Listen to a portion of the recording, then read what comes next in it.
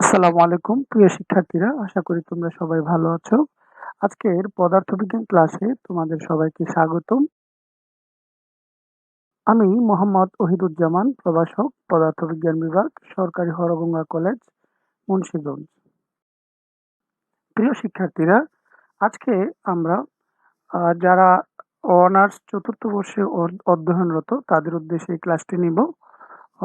মূল টপিকটা হলো ক্লাস বি পুশ-পুল অ্যাম্প্লিফায়ার। আমরা আলোচনা করব ক্লাস বি পুশ-পুল অ্যাম্প্লিফায়ার এর অপারেশনটা কি এবং ইনপুট পাওয়ার কত, ইনপুট পাওয়ার কিভাবে বের করা যায়, output power efficiency, power dissipated by output transistor.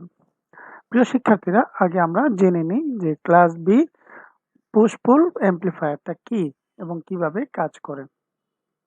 দেখো, ডান পাশে একটা চিত্র দেওয়া আছে। এই চিত্রটাই হলো যে ক্লাস বি পুশ-পুল অ্যাম্প্লিফায়ারের ডায়াগ্রাম। তো এখানে আমরা এই চিত্রের সাথে একটু বর্ণনাটা মিলিয়ে নেব। তোমরা দেখো, চিত্রটা দেখলে লক্ষ্য করবে যে এখানে ইনপুট দেওয়া আছে। ইনপুটটা ইন টার্মস অফ ভোল্টেজ আকারে দেওয়া আছে এবং এখানে দুটি ট্রানজিস্টর আছে, T1 T2, সরি, দুটি ট্রান্সফরমার আছে, T1 T2 এবং ট্রানজিস্টর Q1 Q2।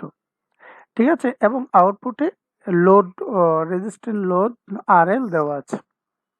প্রিয় শিক্ষার্থীরা, আমরা দেখব যে এই যে ইনপুটে যে সিগন্যালটা আমরা দিচ্ছি এটা আউটপুটে কিভাবে আসে।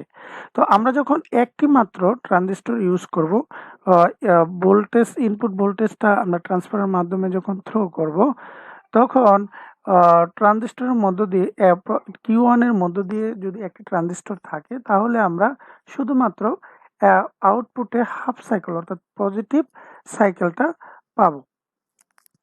তো আমাদের ফুল সাইকেল পাওয়ার জন্য, অর্থাৎ ইনপুটে যেই সিগন্যালটা দেবো এটা ফুল পাওয়ার জন্য আমরা এখানে ক্লাস বি পুশ-পুল অ্যাম্প্লিফায়ারে দুটি ট্রানজিস্টর ইউজ করি। তো প্রিয় শিক্ষার্থীরা, দেখো, ক্লাস বি অ্যাম্প্লিফায়ারে ট্রানজিস্টর বায়াসড হবে এবং ইনপুট সিগন্যাল এমনভাবে প্রবাহিত হবে যে আউটপুট কারেন্ট শুধুমাত্র হাফ ইনপুটের জন্য পাওয়া যাবে।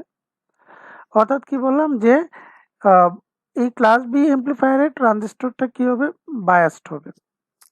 দুটো ট্রানজিস্টর আছে, হ্যাঁ, এই দুটো ট্রানজিস্টরে কি হবে, বায়াসড হবে এবং আউটপুট কারেন্ট শুধুমাত্র হাফ ইনপুট এর জন্য পাওয়া যায়। মানে প্রত্যেকটা ট্রানজিস্টরের জন্য শুধুমাত্র হাফ ইনপুট কি পাবো, ইনপুটের জন্য আউটপুট পাবো। যে কারণে Q1 এর জন্য যদি হাফ ইনপুট আউটপুট পাওয়া যায়, Q2 জন্য হাফ ইনপুট পাওয়া গেলে ফুল সাইকেল, মানে যেই ইনপুটটা আমরা ইনপুট সিগন্যালটা দেবো এটা ফুল ইনপুটটাই বিবর্ধিত আকারে পাওয়া যাবে।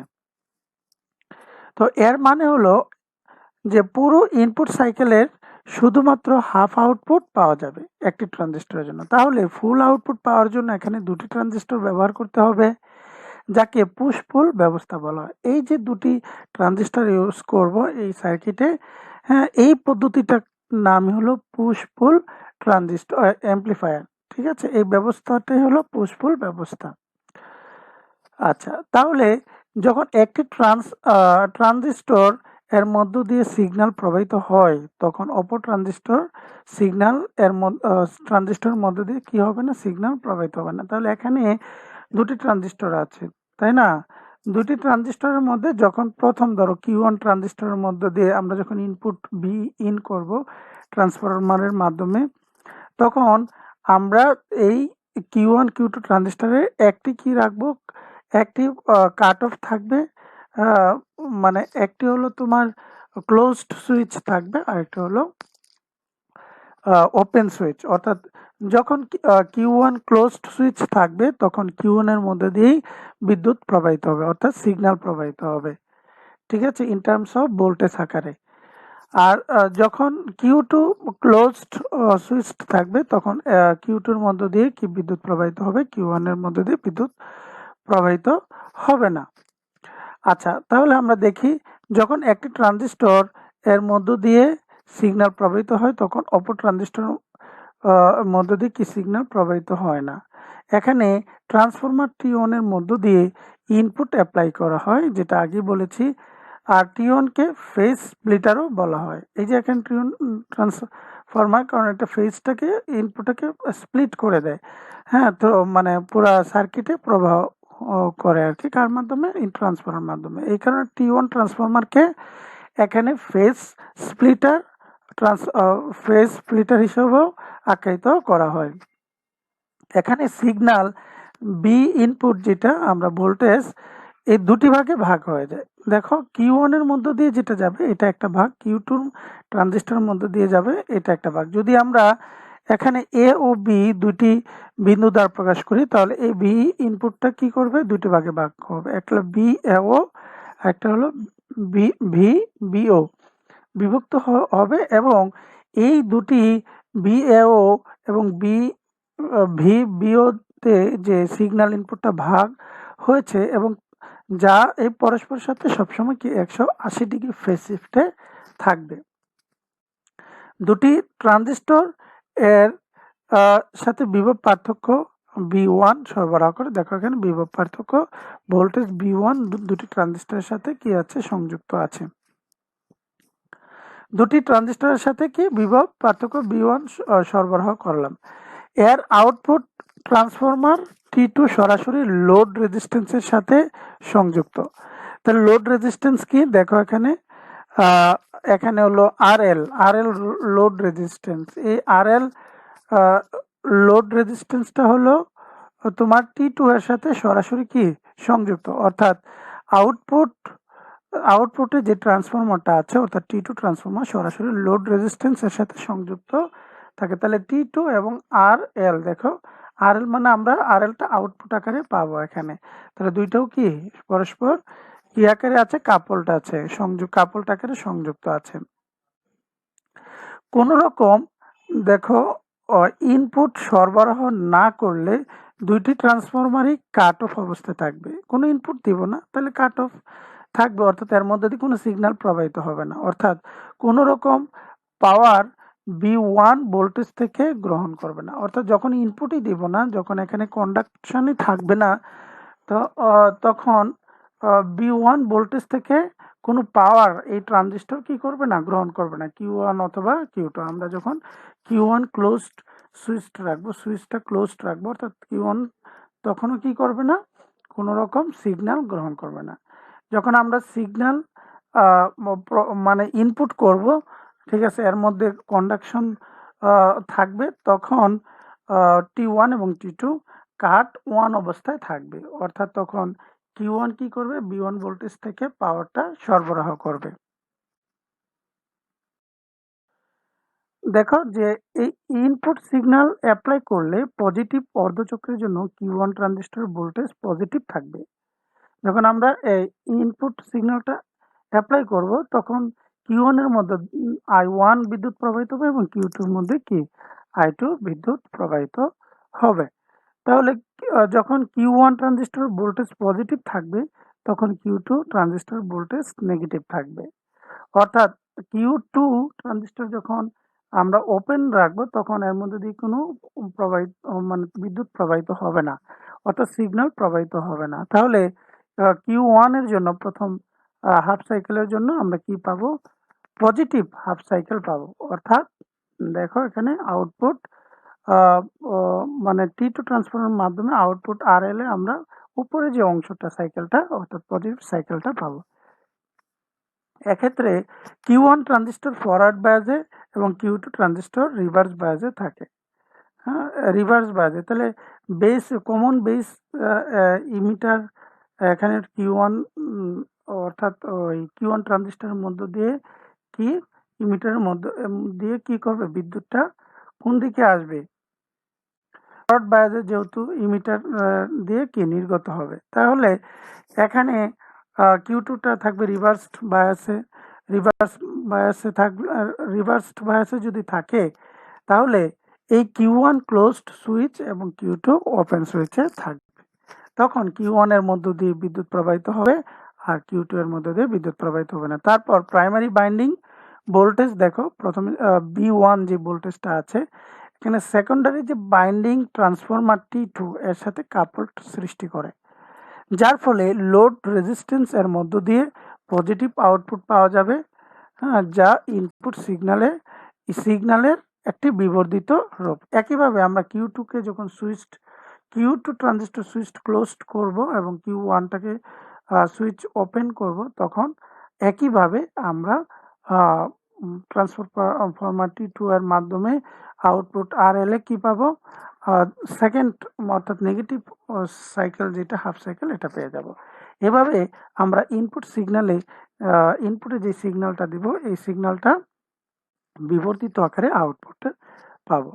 এটি মূলত ক্লাস বি এমপ্লিফায়ারের মূল অপারেশন। প্রিয় শিক্ষার্থীরা, আমরা যদি এই ক্লাস বি এমপ্লিফায়ার অপারেশনটা বের করতে চাই, তাহলে কিভাবে বের করব? যে একটি এমপ্লিফায়ার দ্বারা লোডে সরবরাহ করা পাওয়ার সাপ্লাই অর্থাৎ বিদ্যুৎ সরবরাহ বা চিত্র দেখলে তোমরা বুঝতে পারবে তৈরি করা হয়, যা ইনপুট বা ডিসি শক্তি সরবরাহ করে। এই ইনপুট পাওয়ারের পরিমাণটি ব্যবহার করে গণনা করা যায় PIDC, P input power input, DC সমান কি ভিসিসি আইডিসি। এই ভিসিসিটা হলো B1, আমরা যেটা দেখিয়েছিলাম B1।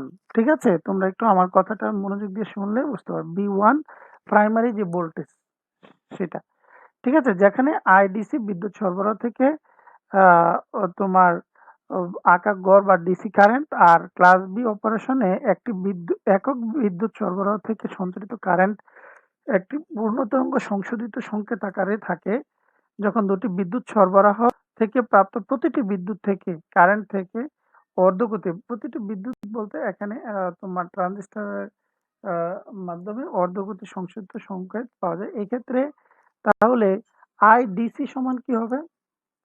2 divided by pi into IP.